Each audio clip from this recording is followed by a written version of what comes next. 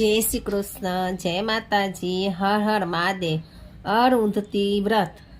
આજે આપણે ચૈત્ર મહિનામાં લેવાતું અરુંધતી વ્રત વિશે જાણશું.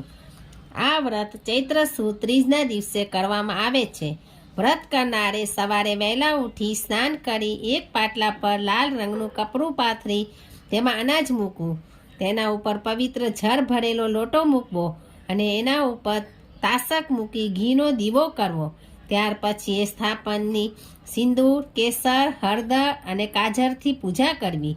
ત્યાર પછી લોટાને લાલ વસ્ત્રમાં લપેટીને આરતી પ્રાર્થના કરવી. આ વ્રત વિધિપૂર્વક કરનાર સ્ત્રીનો ચૂડી ચાંદલો અખંડ રહે છે. કોઈ એક ગામમાં જમના પ્રસાદ નામે એક બ્રાહ્મણ તેની દીકરી કપિલા સાથે રહેતો હતો. તેની પત્ની મૃત્યુ પામી હતી. આથી દીકરીને મોટી કરવાનો ભાર તેના માથે આવ્યો હતો.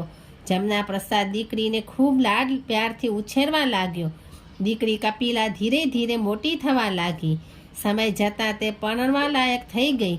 આથી જમના પ્રસાદ એક સારો વર જોઈ કપિલાને પરણાવી દીધી. દીકરી પરણીને સાસરે આવી અને થોડા જ દિવસમાં તેનો પતિ મૃત્યુ પામ્યો.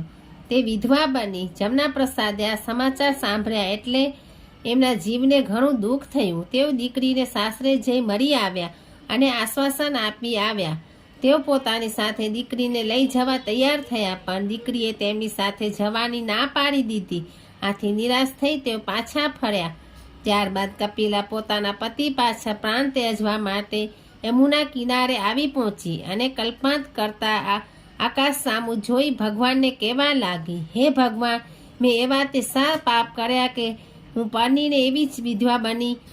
હવે બન્યું એવું કે એ વખતે ભગવાન શંકર પાર્વતી સાથે અંતરિક્ષમાં વિહાર કરી રહ્યા હતા. તેમણે કપિલાની પ્રાર્થના સાંભળી લીધી. પાર્વતીને તેના પર દયા આવી અને ભગવાનને તેના વિશે પૂછતા મહાદેવે કહ્યું, દેવી, આ સ્ત્રી ગયા જન્મમાં બ્રાહ્મણ પુત્ર હતી. તેના લગ્ન એક સંસ્કારી કન્યા સાથે થયા હતા.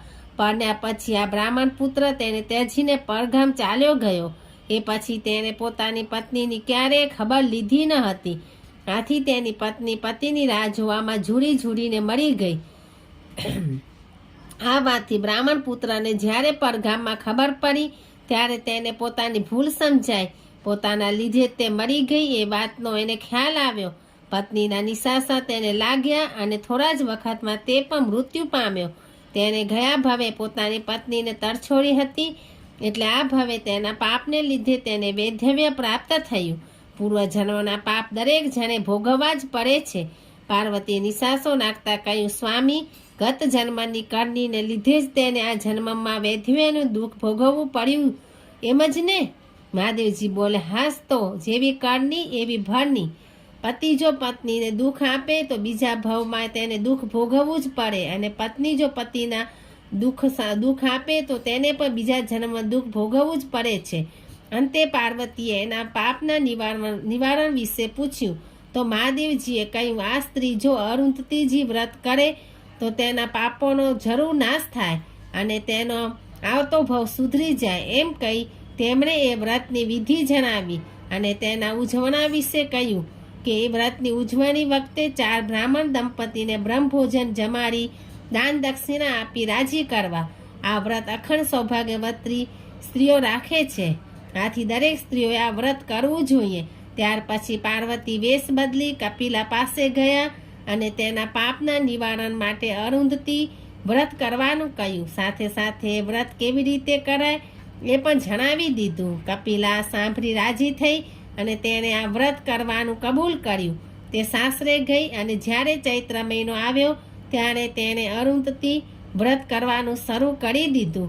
એ વ્રતના પ્રતાપે તેના પૂર્વજન્મના પાપોનો નાશ થયો અને તેને સ્વર્ગલોકમાં સ્થાન મળ્યું.